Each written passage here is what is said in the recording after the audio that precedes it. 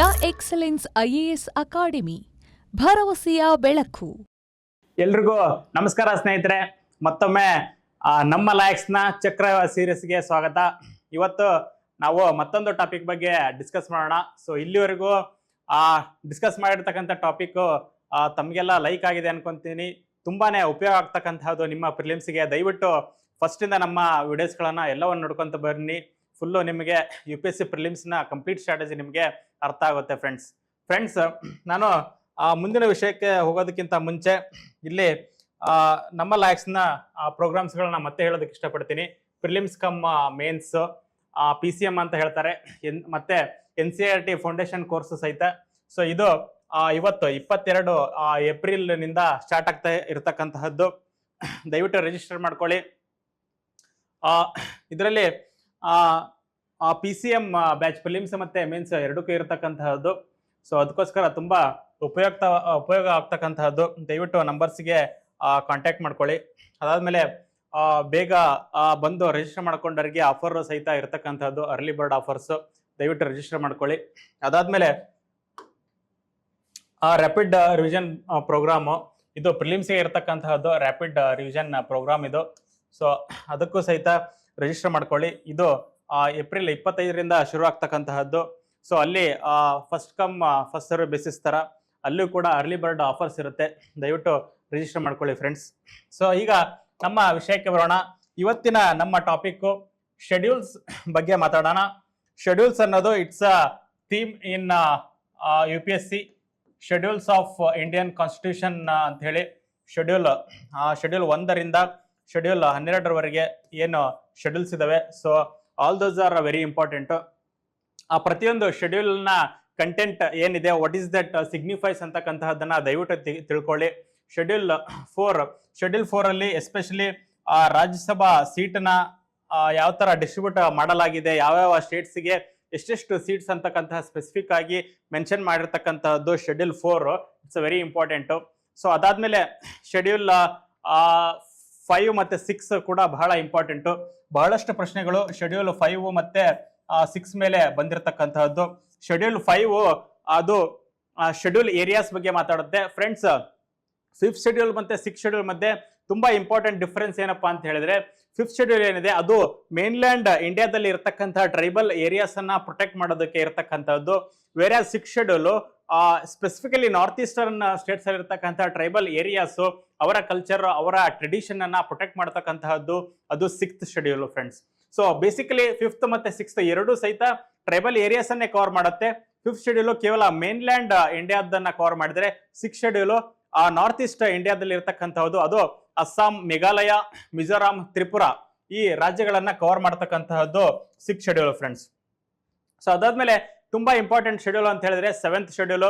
ನಾನು ಹೇಳಿದಾಗೆ 7th schedule it divides the powers, it divides the subjects between centre, state, union list, state list ಮತ್ತೆ concurrent list ಅಂತ ಹೇಳಿದ್ದೇನೆ. That is 7th schedule. ಅದಾದ್ಮೇಲೆ 9th schedule is important. So 9th schedule basically to protect law you keep or you mention it in 9th schedule so that it will be protected from the judicial review ಅಂತಕ್ಕಂಥದ್ದು originally ಇತ್ತು, but it is later change. ಅದನ್ನ ನಾನು ಮುಂದೆ ಒಂದು question ಅಲ್ಲಿ discuss ಮಾಡ್ತೇನೆ. So ಅದಾದ್ಮೇಲೆ schedule 10 basically talks about the aunty defection.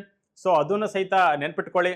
ಅದಾದ್ಮೇಲೆ schedule 11, 12 it talks about local government, municipalities ಮತ್ತೆ ಪಂಚಾಯತ್ಸ್ಗೆ ಪವರ್ಸ್ ಏನ್ ಕೊಡ್ತಾರೆ ಅದ್ರ ಬಗ್ಗೆ ಮಾತಾಡ್ತವೆ. ಸೊ ಎಲ್ಲ ಶೆಡ್ಯೂಲ್ಸ್ ಬಗ್ಗೆ ದಯವಿಟ್ಟು ನೀವು ಓದ್ಕೊಳ್ಳಿ. Schedule is a very important theme. Especially 5th, 6th schedule ಮತ್ತೆ 10th ಶೆಡ್ಯೂಲ್ ಕ್ವಶನ್ಸ್ಗಳು ಪಕ್ಕಾ ಬರ್ತವೆ ಇಂಥದ್ರಲ್ಲಿ. ಸೊ ದಯವಿಟ್ಟು ಮಿಸ್ ಮಾಡ್ಕೋಬೇಡಿ. ಸೊ ಈಗ ನಮ್ಮ ಪ್ರಶ್ನೆಗಳಿಗೆ ಹೋಗೋಣ. ಪ್ರಶ್ನೆಗಳ ಮೂಲಕ ನಾವು ಡಿಸ್ಕಸ್ ಮಾಡೋಣ ಹಲವಾರು ಟಾಪಿಕ್ಸ್ಗಳನ್ನ. ಸೊ ಮೊದಲನೇ ಪ್ರಶ್ನೆ ಇರ್ತಕ್ಕಂತಹದ್ದು 9th ಶೆಡ್ಯೂಲ್ ಮೇಲೆ ತಗೊಂಡಿದ್ದೀನಿ. ಸೊ ಇದರಲ್ಲಿ ದ ಪಾರ್ಲಿಮೆಂಟ್ ಆಫ್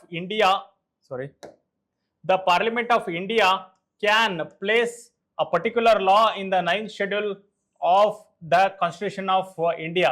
ಫ್ರೆಂಡ್ಸ್, ಈ ಸ್ಟೇಟ್ಮೆಂಟ್ ನೋಡಿ. So it's a very generic statement ಅಲ್ಲ. It is talking about the parliament can place ಅಲ್ವಾ. ಇಟ್ಸ್ ಅ ಪಾಸಿಬಿಲಿಟಿ ಅಂಡ್ ಪಾರ್ಲಿಮೆಂಟ್ಗೆ ಆ ಪವರ್ಸ್ ಇರುತ್ತೆ. Parliament can place some laws in some of the schedules ಅಲ್ವಾ. Parliament is having that power ಇದೆ, ಅವರಿಗೆ sovereignty ಇದೆ. So ಅದಕ್ಕೋಸ್ಕರ ಈ ಒಂದು ಜೆನೆರಿಕ್ ಸ್ಟೇಟ್ಮೆಂಟ್ ಅನ್ನ ಅಬ್ಸರ್ವ್ ಮಾಡ್ಕೊಳ್ಳಿ. ಅದಾದ್ಮೇಲೆ the validity of a law placed in the 9th schedule cannot be examined by any court and judgment can be made on it ಅಂತ ಹೇಳಿ ಕೇಳಿರ್ತಕ್ಕಂಥದ್ದು. Which of them is are correct ಅಂತ ಹೇಳಿ ಕೇಳಿದ್ದಾರೆ. Friends, ಇಲ್ಲಿ ಒಂದು ನಮ್ಮ ಬೇಸಿಕ್ ನಾಲೆಜ್ ಅನ್ನ ಅಪ್ಲೈ ಮಾಡೋಣ. ಏನಪ್ಪಾ ಅಂತ ಹೇಳಿದ್ರೆ, judicial review is a basic structure of the constitution and judicial review it cannot be withdrawn even by an amendment to the constitution of India ಅಂತಕ್ಕಂತಹ ಒಂದು ಬೇಸಿಕ್ ನಾಲೆಜ್ ಇದೆ. ಒಂದು ನಮ್ಮ ಸಂವಿಧಾನ ಅಮೆಂಡ್ ಮಾಡಿನೂ ಸಹಿತ ಜುಡಿಷಿಯಲ್ ರಿವ್ಯೂ ಅನ್ನ ನಾವು ವಾಪಸ್ ತಗೊಳ್ಳೋಗಿಲ್ಲ. It is a basic structure of the constitution. ಒಂದು ಅದನ್ನ ತಿಳ್ಕೊಳ್ಳೋದು.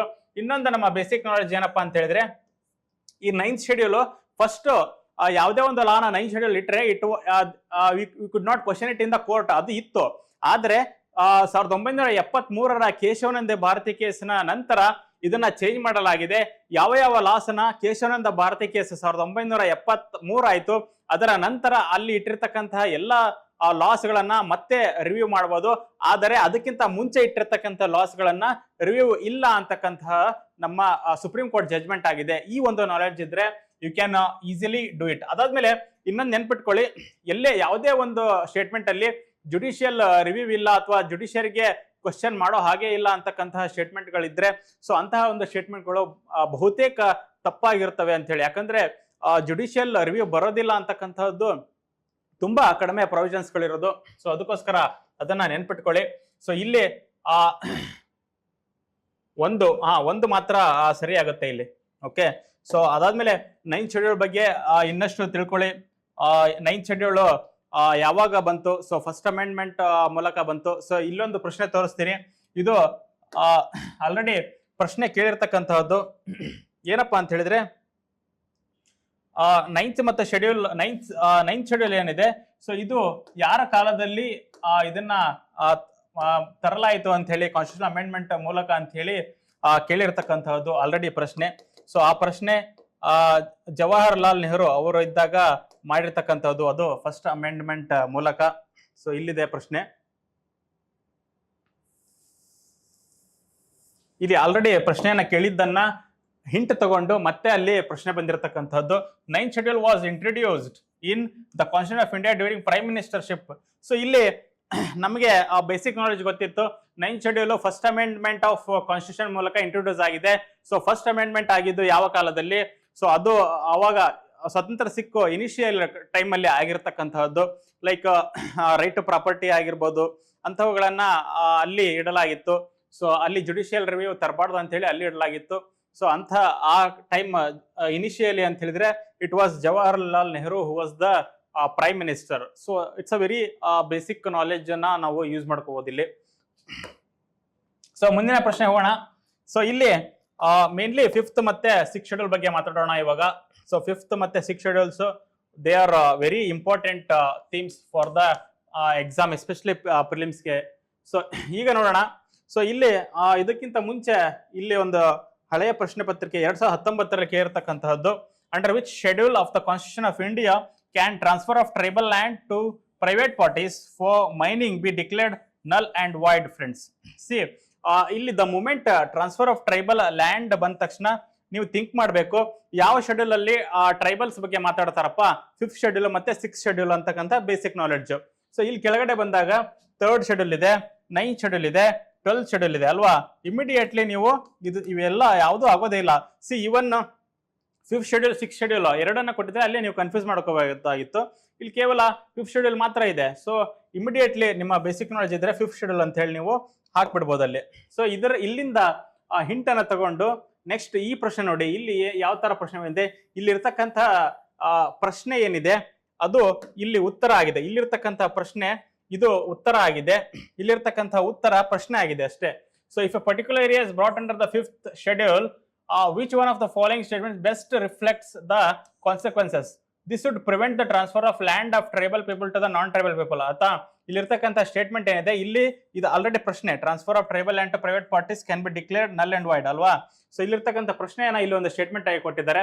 It's a very right statement also. Tribal land ಬಗ್ಗೆ ಮಾತಾಡ್ತಕ್ಕಂಥದ್ದು. ನೆಕ್ಸ್ಟ್ ನೋಡಿ, it would create local self governing body in that area ಅಂತ ಕೊಟ್ಟಿದ್ದಾರೆ. ಯಾವ ಏರಿಯಾ? ಟ್ರೈಬಲ್ ಏರಿಯಾನ? ಯಾವ ಏರಿಯಾ? ಏನು ಕೊಟ್ಟಿಲ್ಲ. This would convert that area into union territory. Is it possible ಅಲ್ವಾ? The state having such areas would be declared a special category state. ನೋಡಿ friends, just observe ಮಾಡಿ ಯಾವ ತರ ಅಬ್ಸರ್ವ್ಡ್ ಸ್ಟೇಟ್ಮೆಂಟ್ಸ್ ಇದಾವೆ.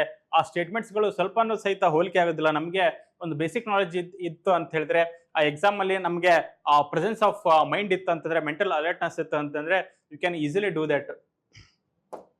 So next ಪ್ರಶ್ನೆ ನೋಡೋಣ. ಈ ಪ್ರಶ್ನೆಯನ್ನು ಸಹಿತ same 5th schedule 6th schedule ಮೇಲೆನೆ ಇರ್ತಕ್ಕಂತಹದ್ದು. ಸೊ ಇಲ್ಲೂ ಸಹಿತ ನೋಡಿ ಏನ್ ಕೊಟ್ಟಿದ್ದಾರೆ. The provisions in the 5th schedule and 6th schedule in the constitution of India are made in order to ಅಂತ ಹೇಳಿ. ಸೊ ಇಲ್ಲೂ ಸಹಿತ basic knowledge 5th schedule 6th schedules they basically talk about tribal areas. ನೋಡೋಣ ಇವಾಗ. Protect the interest of schedule tribes. Okay, determine the boundaries between the States.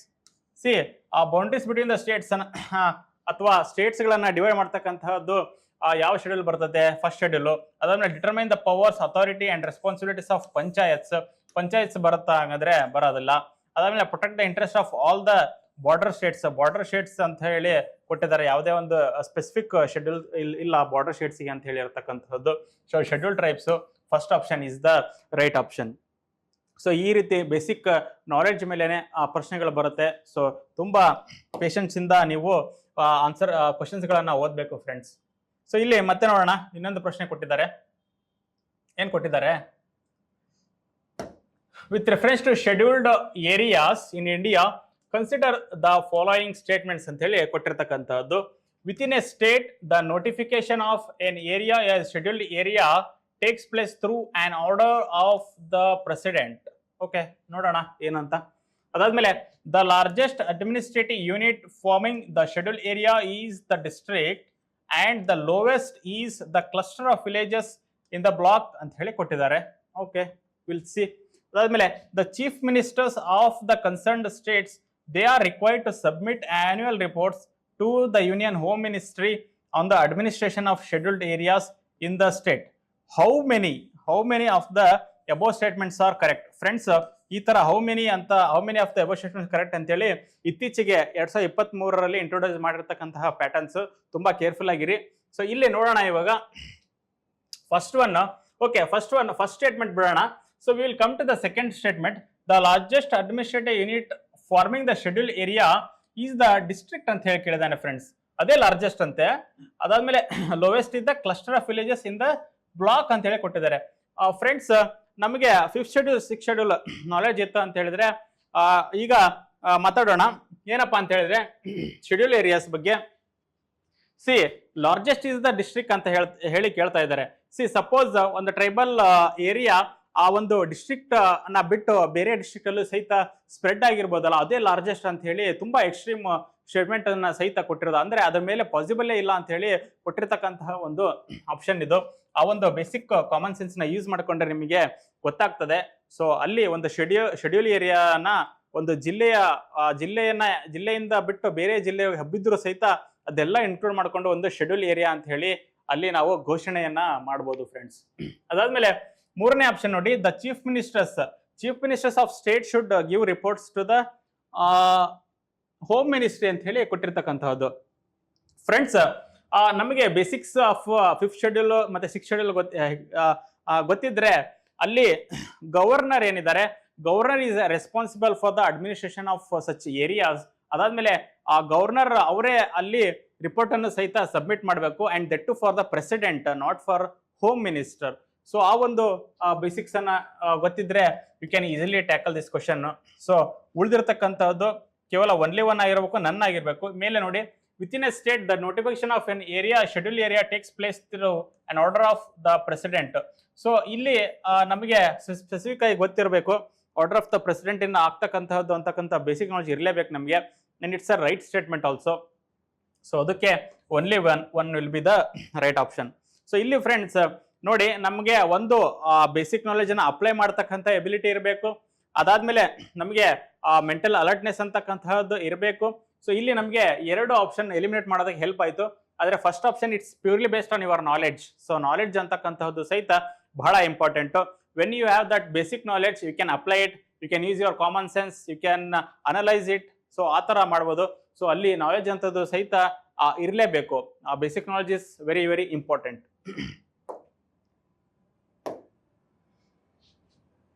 So ಮುಂದಿನ ಪ್ರಶ್ನೆ ಇದು ಸಹಿತ ಶೆಡ್ಯೂಲ್ ಏರಿಯಾಸ್ ಬಗ್ಗೆನೇ ಇರ್ತಕ್ಕಂತಹದ್ದು. ಸೊ ಅದಕ್ಕೋಸ್ಕರ ಹೇಳ್ತಾ ಇರೋದು 5th ಮತ್ತೆ 6th schedule is very very important. With reference to schedule areas consider sorry ಇದು ಆಲ್ರೆಡಿ ಇವಾಗ ತಾನೇ ಡಿಸ್ಕಸ್ ಮಾಡಿರ್ತಕ್ಕಂತಹದ್ದು. ಸೊ ಮುಂದಿನ ಪ್ರಶ್ನೆ ನೋಡೋಣ.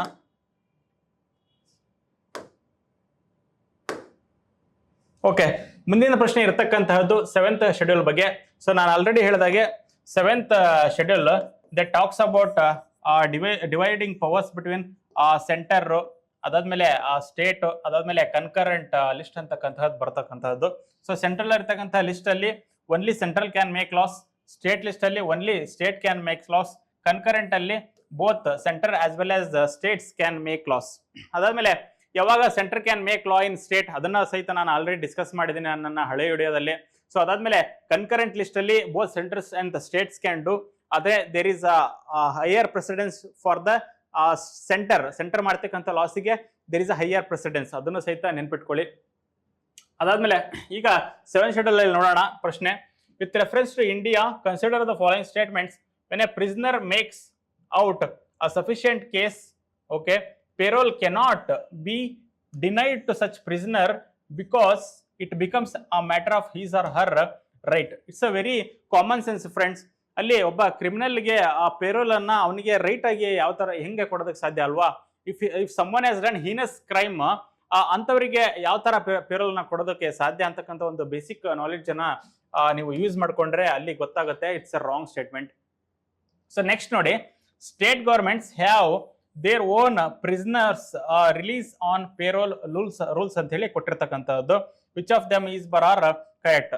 ಸೊ ಇಲ್ಲಿ ಫ್ರೆಂಡ್ಸ್ ನೋಡಿ ಯಾವ ತರ ನಮ್ಮ ಬೇಸಿಕ್ ನಾಲೆಜ್ ಅನ್ನ ಅಪ್ಲೈ ಮಾಡೋದಕ್ಕೆ ಚೆಕ್ ಮಾಡ್ತಾ ಇದ್ದಾರೆ ಅಂತ ಹೇಳಿ. ಸೊ ಇಲ್ಲಿ ಡೈರೆಕ್ಟ್ ಆಗಿ ಅವರು subject of prisons comes under state list ಅಂತ ಹೇಳಿ ಕೊಟ್ಬಿಡ್ಬೋದಾಗಿತ್ತು. ಸೊ ಅಲ್ಲಿ ಆ ತರ ಕೊಡ್ತಾ ಇಲ್ಲ ಅವರು ಇಂಡೈರೆಕ್ಟ್ ಆಗಿ ಚೆಕ್ ಮಾಡ್ತಾ ಇದ್ದಾರೆ. ಇಲ್ಲಿ ಪ್ರಿಸನ್ಸ್ ಅನ್ನ ಸ್ಟೇಟ್ ಲಿಸ್ಟ್ ಅಲ್ಲಿ ಇಟ್ಟಿರೋದ್ರಿಂದ state can make their own rules. ಆ ಪೇರೋಲ್ಸ್ ಮೇಲೆ ಸ್ಟೇಟ್ಸ್ ರೂಲ್ಸ್ ಮಾಡಬಹುದು ಅಂತಕ್ಕಂಥದ್ದನ್ನ ಅಪ್ಲೈ ಮಾಡ್ಬೇಕಿಲ್ಲಿ. ಸೊ ಅದಕ್ಕೋಸ್ಕರ ಆ ಒಂದು ಅಪ್ಲಿಕೇಶನ್ ಅನ್ನ ಚೆಕ್ ಮಾಡ್ತಾ ಇದ್ದಾರೆ. ಸೊ ಇಲ್ಲಿ ನಿಮ್ಗೆ ಆ ಪ್ರಿಸನ್ಸ್ ಸ್ಟೇಟ್ ಲಿಸ್ಟ್ ಅಲ್ಲಿ ಇದೆ ಅಂತ ಹೇಳಿ ಒಂದು ನಾಲೆಜ್ ಇದ್ರೆ ಈ ಒಂದು ಸ್ಟೇಟ್ಮೆಂಟ್ ಅನ್ನ ಈಸಿಯಾಗಿ ನೀವು ಟ್ಯಾಕಲ್ ಮಾಡ್ಕೋಬಹುದು. ಇಟ್ಸ್ ಅ ರೈಟ್ ಸ್ಟೇಟ್ಮೆಂಟ್ ಅಂತ. So only 2 will be the right one. So ಈ ಪ್ರಶ್ನೆಯಿಂದ ಹಿಂಟ್ ತಗೊಂಡು ನೆಕ್ಸ್ಟ್ ಇಯರ್ ಯಾವ ಪ್ರಶ್ನೆ ಕೇಳಿದ್ದಾರೆ ನೋಡಿ. ಸೊ ಆ ಒಂದು ಪ್ರಶ್ನೆಯ ಮೂಲಕನೇ ಸ್ವಲ್ಪ ಡೀಪ್ ಹೋಗಿ ಈ ಪ್ರಶ್ನೆ ಬಂದಿರತಕ್ಕಂತಹದ್ದು. In India prisons are managed by state governments. See already ಮೇಲ್ಗಡೆ ಕೊಟ್ಟಿದ್ದಾರೆ, ಇಂಡಿಯಾದಲ್ಲಿ prisons are managed by state governments with their own rules and regulations for the day to day administration of prisons ಅಂತ ಹೇಳಿ. Statement 2, in India prisons are governed by the prisons act 1894 which expressly kept the subject of prisons in the control of provincial governments ಅಂತ ಹೇಳಿ ಕೊಟ್ಟಿರ್ತಕ್ಕಂತಹದ್ದು. So friends ಆ ಒಂದು ಹಳೆ ಪ್ರಶ್ನೆಯಿಂದ hint ತಗೊಂಡು ಈ ಪ್ರಶ್ನೆ ಬಂದಿರತಕ್ಕಂತಹದ್ದು. See statement 1 is right, prisons are manage by state governments with their own rules and regulations. Statement 2 ಬರೋಣ. ಸ್ಟೇಟ್ಮೆಂಟ್ 2 ನಲ್ಲಿ in India prisons are governed by the prisons act 1894 that expressly kept the subject of prisons in the control of provincial governments. Okay, this is also right, ಅದು ಸಹಿತ ಸರಿನೇ. But ಇಲ್ಲಿ ಕೊಟ್ಟಿರ್ತಕ್ಕಂಥ statement ಏನಿದೆ, is it the correct explanation ಅಂತ ಹೇಳಿ ಕೊಟ್ಟಿರ್ತಕ್ಕಂಥದ್ದು. Friends ಇವತ್ತು prisons are manage by state government because it is under the schedule 7.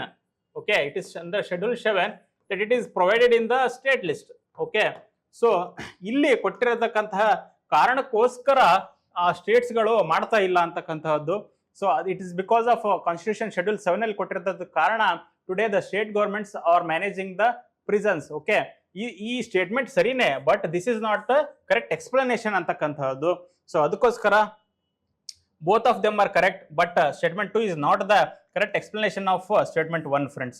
So ಈ ರೀತಿ ನಮ್ಮ ಬೇಸಿಕ್ ನಾಲೆಜ್ ಅನ್ನ ಯಾವ ತರ ಯೂಸ್ ಮಾಡ್ಕೋಬೇಕು ಅಂತಕ್ಕಂಥದ್ದನ್ನ ತಿಳ್ಕೊಳ್ಳಿ. ಅದಾದ್ಮೇಲೆ ಕ್ವಶನ್ಸ್ ಅನ್ನ ಕರೆಕ್ಟ್ ಅಂಡರ್ಸ್ಟ್ಯಾಂಡ್ ಮಾಡ್ಕೊಳ್ತಕ್ಕಂತಹದ್ದು, ಆಪ್ಷನ್ಸ್ ಅನ್ನ ಕರೆಕ್ಟ್ ಆಗಿ ಓದ್ತಕ್ಕಂತಹದ್ದು, ಈ ಪ್ಯಾಟರ್ನ್ ಇವತ್ತು ಬಂದಿರತಕ್ಕಂತಹದ್ದು.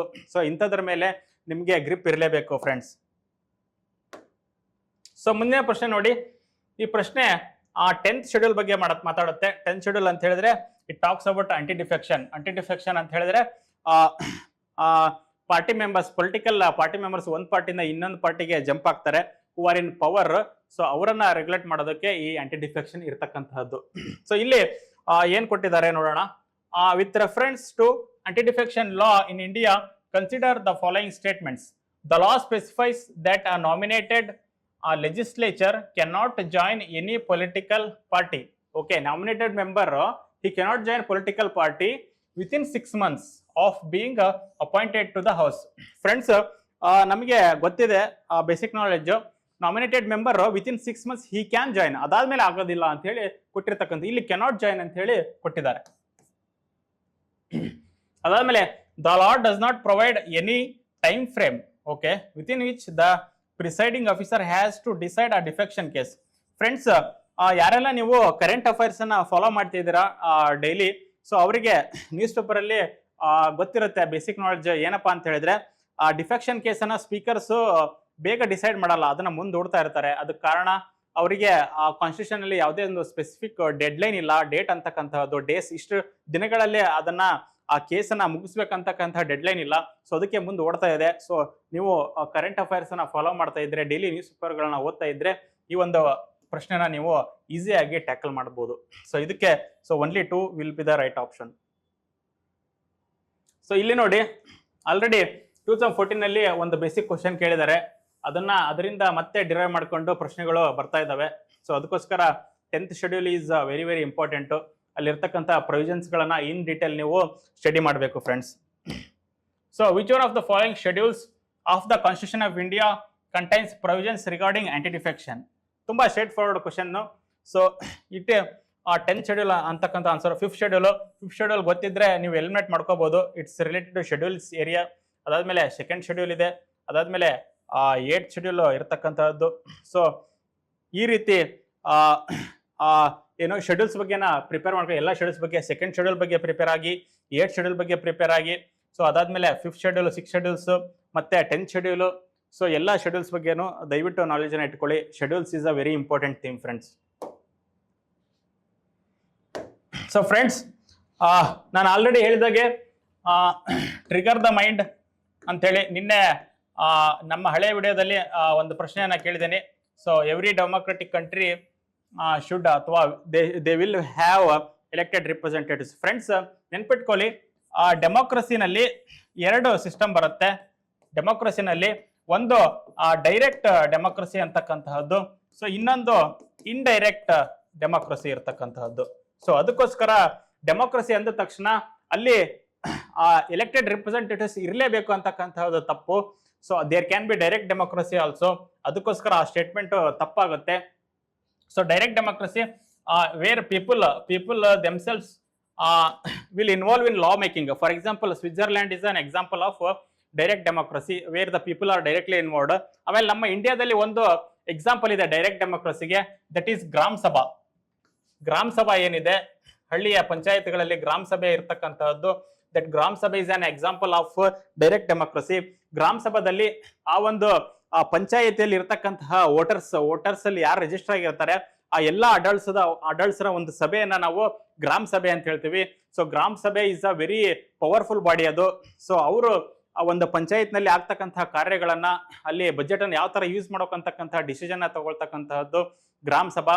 So it's an example of direct democracy. So ಇದು ಹಿಂದೆ ನಾನು ಹೇಳಿರ್ತಕ್ಕಂತಹ ಪ್ರಶ್ನೆಗೆ ಒಂದು ಎಕ್ಸ್ಪ್ಲನೇಷನ್. ಸೊ ಇವತ್ತಿನ ಒಂದು ಪ್ರಶ್ನೆ ನೋಡಿ. ಈ ಪ್ರಶ್ನೆಯಲ್ಲಿ ಈ ಪ್ರಶ್ನೆ ಏನಪ್ಪಾ ಅಂತ ಹೇಳಿದ್ರೆ,